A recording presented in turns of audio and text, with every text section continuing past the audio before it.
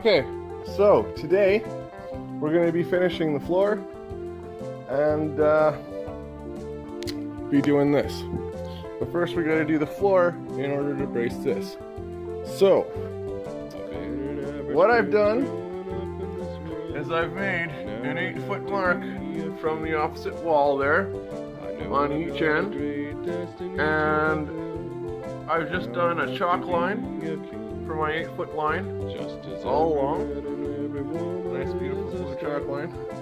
So I'm going to measure back from that chalk line to here to match up with this floor, because you can see it's pretty jagged here. And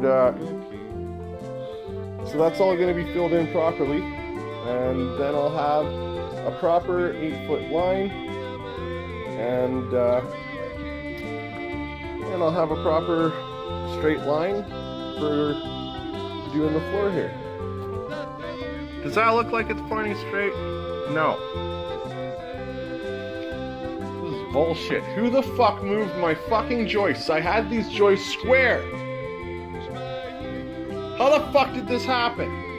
Look at this. You can see how out of whack these things are. I got people driving by me while I'm fucking freaking out. They're obviously taking some kind of fucking readings. This is fucking bullshit. Alright, progress update. It is 1:30 in the afternoon. I started at 10. And we can see this is the kitchen. I need one more sheet to finish everything off. And the fact is that I was able to use the leftovers from some other cuts along here in order to be able to spare him 2 sheets of plywood. You better be fucking thankful for that. I just saved the guy 70 bucks. Anyways, this isn't plywood, obviously. This is that fucking stupid particle board shit.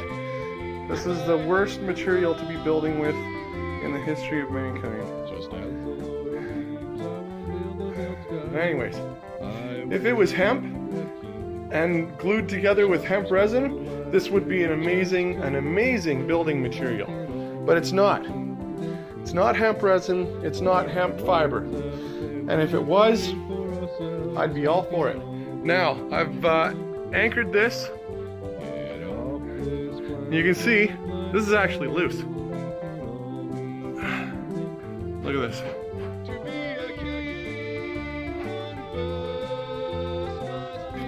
So, with that being all loose like that,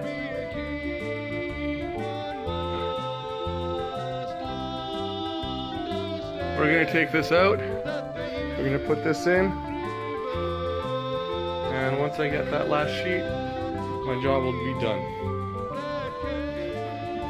These are all the cuts, leftovers. That's a full sheet that he can take back for the exterior. The fact is that I do calculate for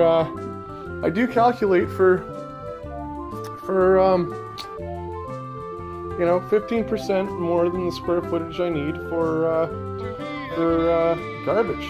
It's like for waste. And so I really only needed 24 sheets, as it turns out. I did a fucking great job in here. I did a bang up job. This is fucking beautiful. Look at this. Totally reframed this fucking whole house. Well, this wall and this wall is still the same.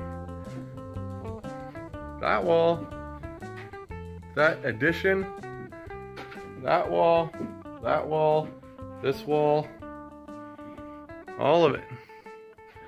So I'm just gonna take a lunch break here. I'm just recording what I've done so that when I get back, nothing's fucked up. You can see there's a couple little gaps and stuff like that, but nothing major. I even did a great job here, even though this was all fucked up. I mean, look at it from this end. Does that look like a straight line to you? Not to me either. Maybe we'll get rid of that. Now look at it.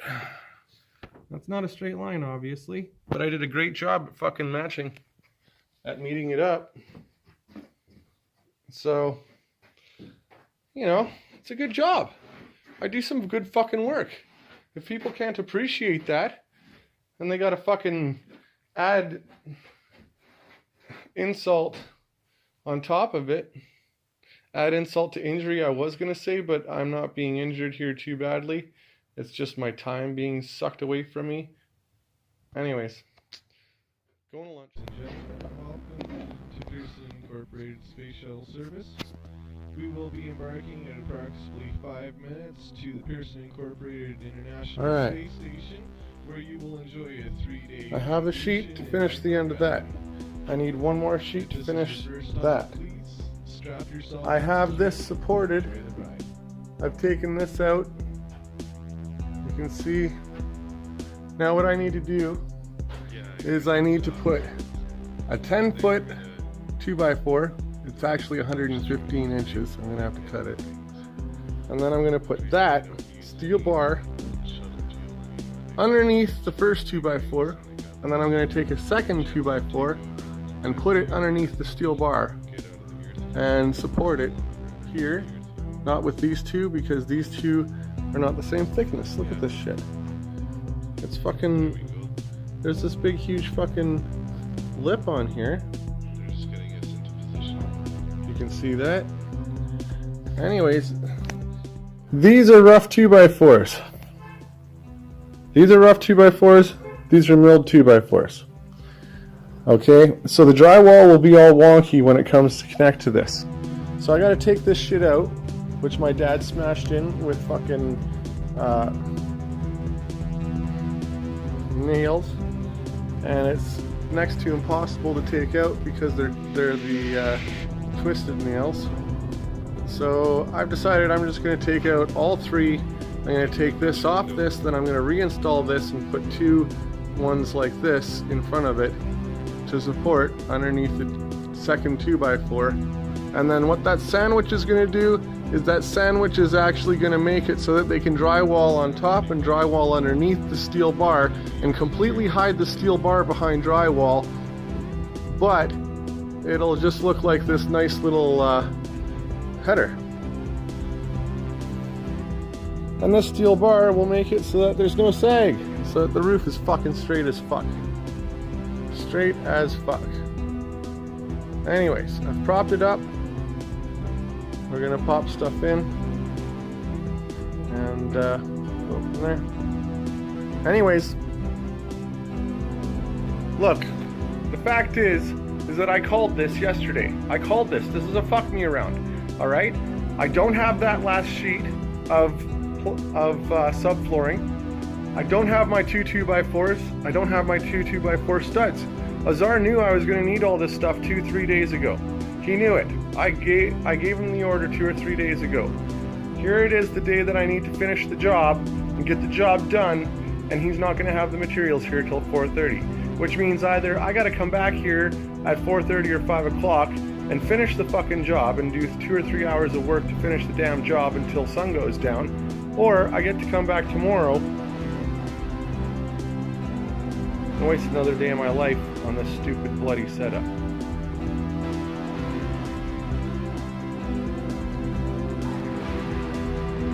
Alright, there's an entire lane open here. I was parked on the side where I always park. These two guys here left their engine running.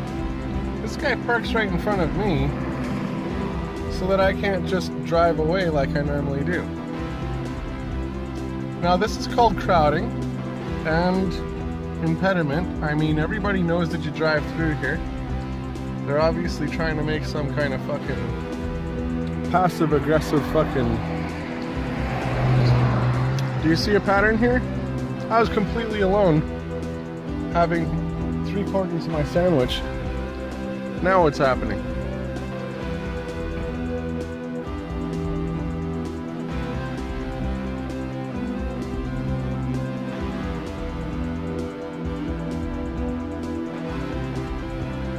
Fucked up.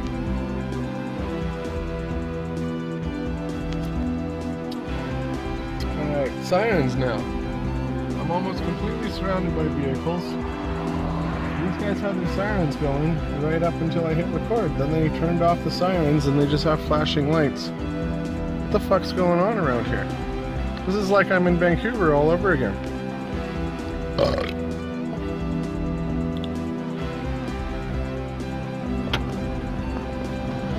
Recognize the truck? This is GCG 899. We saw them over at the fucking way there. They blocked off my vehicle. Now I'm at my parents' place here.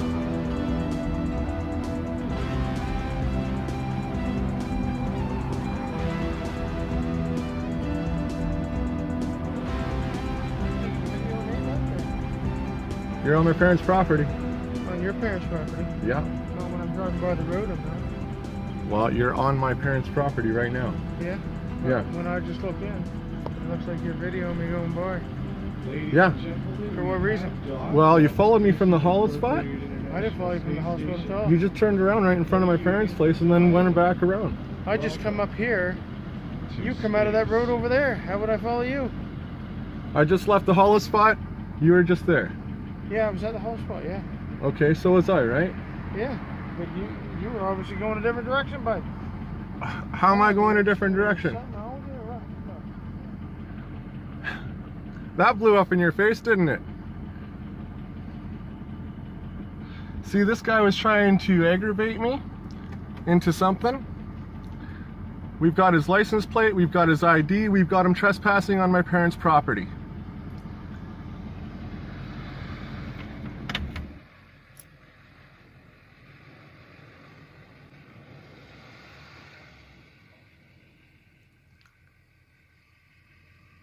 Now he just gave me the finger. For what? Because I recorded him? I just proved my case. That's a stalker and a harasser, and that guy was trying to aggravate me into something.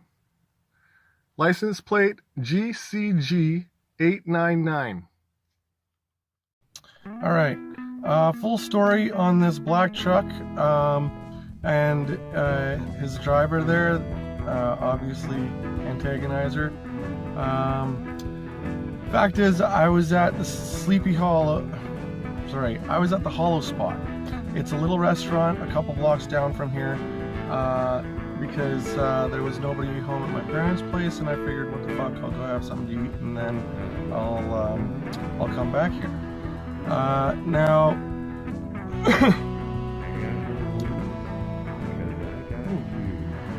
That vehicle is always in Digby when I'm at the, that's Nora's therapy. Get this feeling like you're starting to know who the agents are around here. Anyways, so, getting sidetracked. With that black truck, they came in real slow off the road. They circled around the entire restaurant, right, and drove right beside me. On the passenger side there where it was open, and they actually turned around, made a full turn again on the other side of the parking lot, and parked where you saw them park in that video. Both buddies got out. He left the engine running on his big diesel. Who the fuck does that when they're ordering food? Obviously an antagonistic move. Okay, now the gray truck we saw parking, the guy getting out. All right, we saw the gray truck behind us parking. The guy, two out of three of the guys got out. There was a guy in the passenger seat, in the middle seat, that didn't get out. He just stayed on his phone. So I left the hollow spot. They were all still there. I went up to Cornwallis Park, which is in between the hollow spot and here. And I thought, you know, maybe I'll park there. And so I drove around the little squiggly roads there, didn't find any shade. And so what I decided to do is I decided I would come down here. So since there's no shady spots there, you know, I probably had a better chance of finding shade on my parents' property. But no luck here either.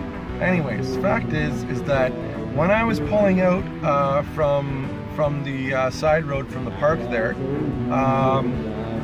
Black truck there turned around, and he was heading down the same road the same way. I waited for him to pass me by before I came out on the road here.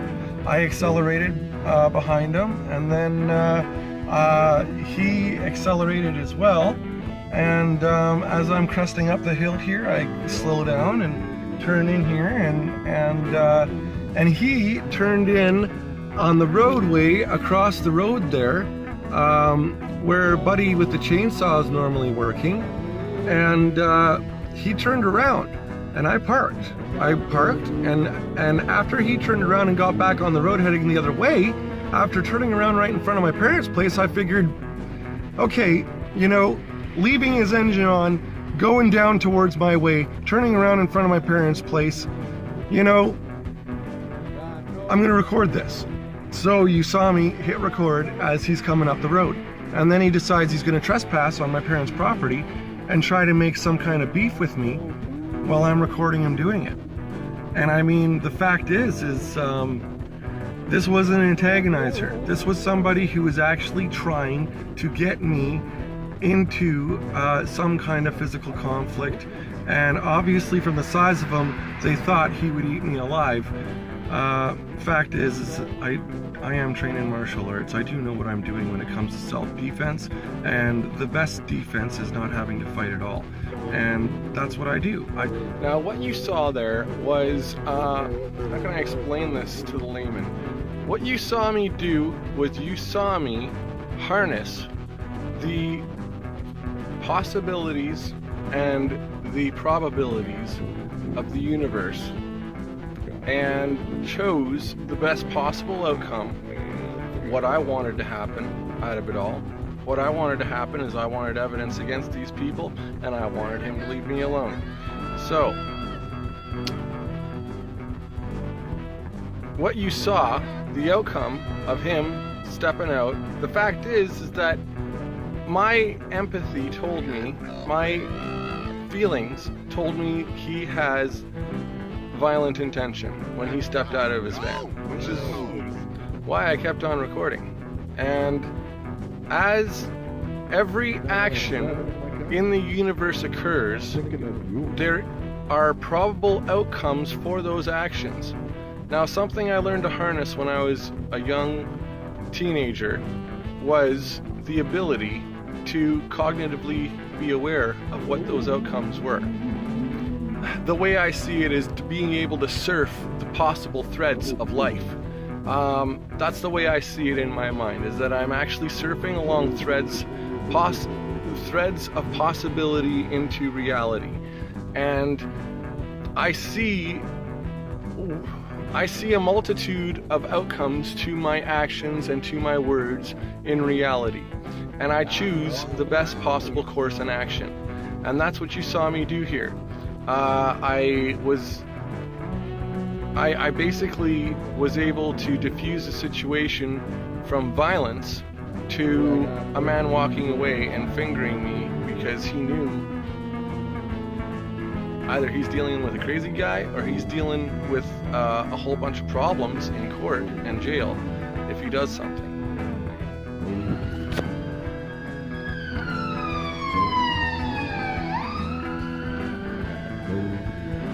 Oh shit, that was an ambulance. Fuck. I got it on selfie mode. Whoops. Okay, so we just had an ambulance scream by. That's the same ambulance that was screaming by before, but then stopped screaming as I hit record. Now we see them screaming by again just as I'm reviewing the video of how I diffused the situation with that guy just now. FDN 584 pulling out from getting his mail, decided to slow me down. Okay, so I got my 2x4s, but no sheet. And he said, I just got a call from Azar saying, don't worry about that last sheet. I see what you're doing in there, and I'll finish it myself after the plumber has done what he needs to do to route his stuff into that little room there. So he said, once I get this beam in place, once I get the framing done here, I'm done. So I told him 2 or 3 hours and I'll be finished. Alright, and there it is. Boom! That sucker is in. It's screwed in, it is staying in, it's not going anywhere, and as you can see, the 2x4 does have a little bit of a bend in it, but this thing is straight as a board. And you'll see on the top, that's fairly fucking straight. Take a look. Let's see here, can we get a line on that? That's all you can see right there. So, all somebody has to do when they're doing the drywall is just pull this lip up like that, take it flush to that, and that'll be flat. So, no more bow. Fucking pushed up, supporting, square, looks good, doesn't it? So, I'm done. I'm done the framing job. This is my last few moments on this setup. And I think I did a fucking spectacular job myself. I mean, old, broken, new Highness. Yeah. And you know, my dad helped me out with this, but pretty much I did a lot of the work. And I mean, this wall here, this is my dad's doing. I did that. I did the whole fucking kitchen. Everything in the kitchen, I did it. Everything in this kitchen. CSR 826.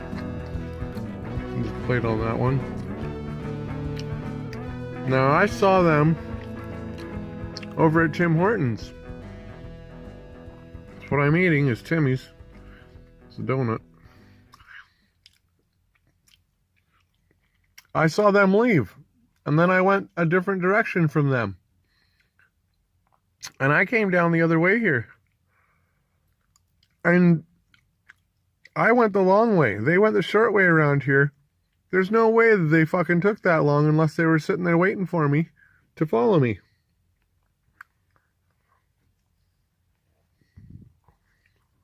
Or unless they did a complete circuit of the town. Alright. Look at this, keeps on flicking his high and low beams on. He's in the parking lot where I am. Now he's going back on the road because I'm recording him. The fact is that it's 4 o'clock in the morning and everywhere I go, somebody shows up right when I turn off my engine.